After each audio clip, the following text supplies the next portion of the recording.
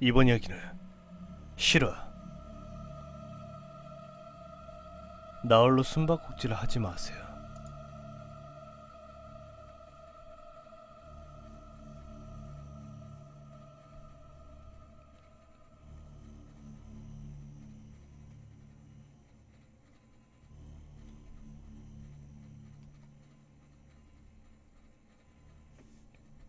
제가 일하는 바에 찾아온 이야기 속 친구가 얘기하던 중 이 얘기가 나와 몇 자 적어봅니다.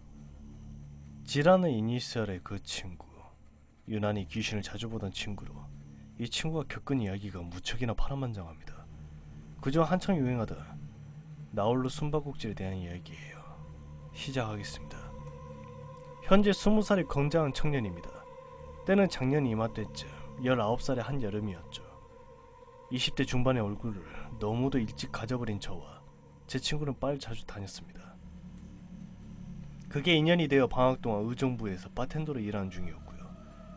아무튼 그날 바에서 친구들과 만나기로 한 약속이 있었습니다. S, P, G 저까지 해서 총 4명이었죠. 12시까지 만나기로 했으나 11시쯤 G라는 친구로부터 할 일이 생겼으니 다음에 보자는 연락이 왔습니다. 그러려니 하고 친구 셋과 놀고 집에서 동면에 들어갔죠. 다음날 아침 7시를 조금 넘긴 시간 G라는 친구로부터 전화가 왔습니다.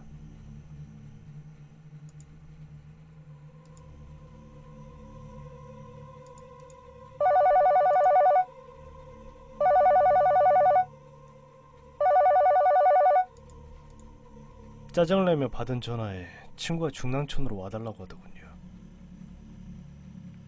눈도 못 뜬 채 중랑천으로 기어간 제 눈에 벤치에 앉아있는 지의 모습이 보였습니다. 머리에 피도 안 마른 놈이 담배를 피워대고 있더군요. 왜? 무슨 일이냐? 라는 질문에 집을 못 들어가겠다고 하더군요. 눈은 충혈돼서 손은 부르르 떨고 있고 전 중풍 환자인 줄 알았습니다. 자초지종을 물어보자 인터넷을 하던 중 우연히 나홀로 숨바꼭질을 하는 걸 접하고서 호기심에 재미삼아 해보느라 약속에 못 나왔다고 하더군요. 그 뒤부터가 문제입니다. 혼자 하는 숨바꼭질을 모르시는 분들을 위해 말씀을 드리자면 강령술이라는 정말 위험한 행위입니다. 인형의 배를 갈라 쌀을 채워놓고 자기 손톱을 넣어 붉은 실로 깨매는 것으로 준비는 끝이 납니다. 그 다음 인형의 이름을 붙여주고서 칼로 3번 찌르며 이름을 부릅니다. 이후 정확히 새벽 3시 숨바꼭질 시작이란 말과 함께 숨는 것으로 시작합니다. 새벽 3시는 초시라고 하여 영혼이 가장 활발한 시간, 쌀은 생명을 불어넣는 매개체 역할을 하고 인형은 육신을 제공하는 셈이며 붉은 실은 인연을 상징, 이름을 짓는다는 것은 인격을 부여하며 마지막으로 손톱은 자기 자신의 모든 것이 들어있는 것으로 자기 자신을 복제하는 셈입니다. 이렇게 알고 있는 그 일을 겪고 나서 인터넷을 뒤져가며 연구를 했기 때문에 알아냈을 뿐 이 글을 읽는 분들의 낫기 위한 어부의 마인드로 외운 것이 아님을 당당히 말씀드립니다. 근데 이 머리통이 빈 놈이 이걸 한 겁니다. 그것도 병신이라는 사랑스러운 이름을 지어줬더군요. 게임 시작과 함께 모든 불을 끄고 TV만 켜둔 채로 장롱 속에 숨어 30분을 기다렸답니다. 이 글을 접하시는 대부분 분들이 아, 나 연병하네 라고 생각하실 겁니다. 여기까진 그 생각이 맞습니다. 허나 그 뒤부터가 문제였죠. 아무 반응이 없었기에 숨바꼭질은 개뿔! 이라고 생각하며 나오려던 친구 핸드폰으로 전화가 한 통 왔답니다.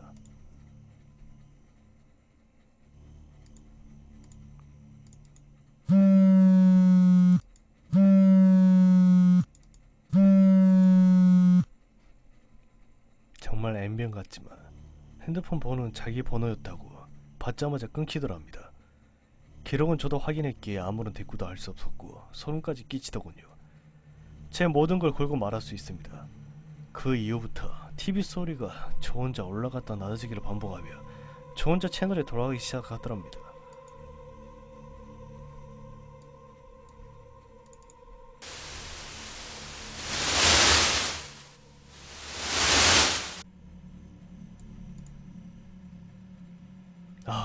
갑자기 혼자 닭살 돋네요. 죄송합니다. 현재 시각이 8시가 다 되어가네요. 퇴근을 하고 바로 쓰는 글이라 눈알이 아파 힘들어 죽겠습니다. 그 전화를 받고선 30분가량을 장롱 속에서 굳어 있었답니다. 거실에선 바닥을 사그락하는 끄는 소리가 나기 시작했고요.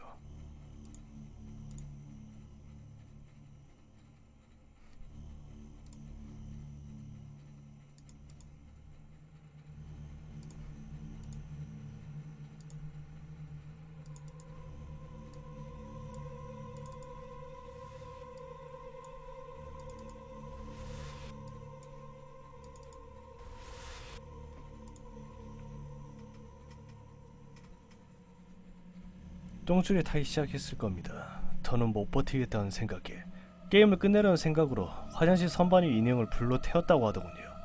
그리고 그 이후부터 기억이 없더랍니다. 그리고 어찌어찌 하다보니 앉아있는 곳이 중랑천 벤치 위라고 하더군요. 같이 집을 가달랍니다.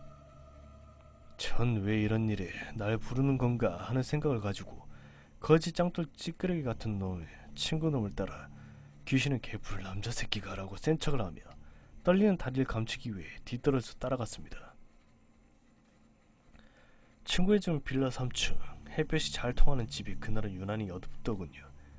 몸은 이상하게 나른했으며 정말 이상했던 것은 그 집의 개, 아지, 절대로 지어낸 이름이 아니라 금색털, 그 강아지입니다. 아지라는 강아지가 여느 때처럼 절 반겨주지 않고 소파 밑에 틀어박혀 끙끙대는 소리만 내고 있더랍니다. 저도 사람인지라 무서운 걸 뒤로하고 밥부터 먹자고 요청하며 친구는 라면을 끓이러 가고 전 지혜 방에서 노트북으로 그 친구 사이에 접속했는데 새벽 5시 정도? 다이어리가 써져 있더군요. 한 구절 기억나는 것은 사무라이는 날카로운 햇볕 아래 젊은 무사를 마주보고 웃었다. 죽기 좋은 날이고. 정말 이건 조작 냄새가 나는 글인 거 압니다. 제 양심과 모든 걸 걸고 말씀드리는 건데 진실만을 말씀드립니다. 그 친구 19살까지 받아쓰기를 뒤로 배워 처먹어서 맞춤법도 모를 뿐더러 문학 시간마다 50점을 상회하던 놈입니다. 어딜 검색해봐도 그 글귀를 찾을 수가 없더군요. 몸은 굳은 채로 부들부들 떨며 글귀를 읽는 제 옆으로 친구가 걸어왔습니다.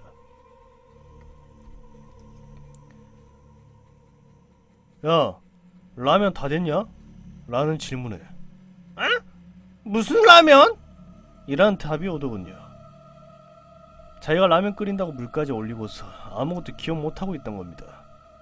해가 홀린 건지 전 책상 위에 있던 커피 찌끄레기 같은 머그컵을 잡은 채 떨었습니다. 친구가 정신줄을 놓으면 잠깐 재워주려는 마음이었죠. 더 무서웠던 건 친구는 그날 다이어리는커녕 컴퓨터를 만졌던 기억도 없더랍니다. 여차저차하여 라면은 다 됐고 냄비 뚜껑은 열렸습니다. 유난히 많던 그날의 라면 2개를 끓였다는 친구의 말이 미심쩍어 확인해보니 4봉지더군요. 뛰쳐나오고 싶었지만 칼을 들고 쫓아올 것 같은 공포심에 도망도 못 갔습니다. 그 식사가 끝난 그릇들을 친구와 설거지를 하던 중이었습니다. 전 그 뒤에 서서 핸드폰 요금제를 변경한 일이 있어 친형에게 전화를 걸었죠. 그 당시 제가 쓰던 폰이 시크릿, 일명 오드리 헵번 폰이었습니다. 근데 연결은 되지 않고 핸드폰에 연결을 할 수 없습니다라는 메시지가 나오더군요.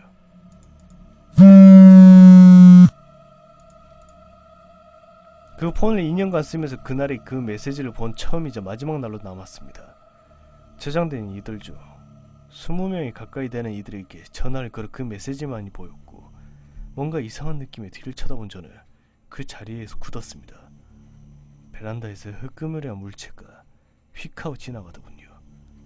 잘못 본 건지도 모를 일입니다. 놀란 것은 그것 때문이 아니었습니다.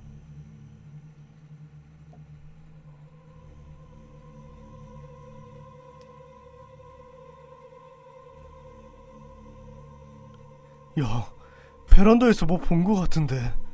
그 말에 절 지그시 보던 친구가 야, 이제 전화해봐. 터질 거다 라고 한마디 하더군요. 정말 앰비언 껌딱지 같은 일이지만 바로 연결이 됐습니다. 형의 목소리는 들리는데 아무런 답도 하지 못한 채 핸드폰을 덮어버렸습니다. 친구가 한마디 하더군요. 야, 네 뒤에서 웬 여자가 어깨에 손 올리고 지금 핸드폰 보고 있더라. 아, 또 닭살 한번 돋았네요. 자야 되는데. 그 뒤부터 5분가량 있으니 아지가 슬금슬금 기어와 제 다리를 몸으로 비비더군요. 20분간 그 자리에 주저앉아 꼼짝도 안 했습니다. 설거지를 끝낸 친구가 안방으로 들어가더군요. 그리고 에마디 비명소리에 그 방으로 달려갔습니다.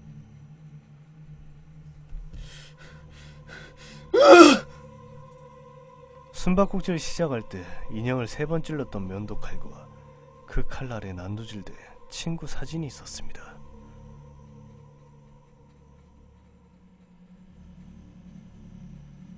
쓰다 보니 너무 길어졌네요. 이렇게 길어질 줄은 상상도 못했는데 하나 말씀드리자면 그냥 재미로만 읽어주셨으면 좋겠습니다. 다만 절대 하지 말아주세요. 간청합니다. 절대 픽션이 1%도 없고요. 거짓도 없습니다. 제가 겪었던 적다면 적은 일 중 가장 무서웠던 실화였습니다. 반응 좋다면 떠올리겠습니다. 읽어주셔서 감사합니다. 저는 이제 잠이란 걸 자러 가봐야겠네요.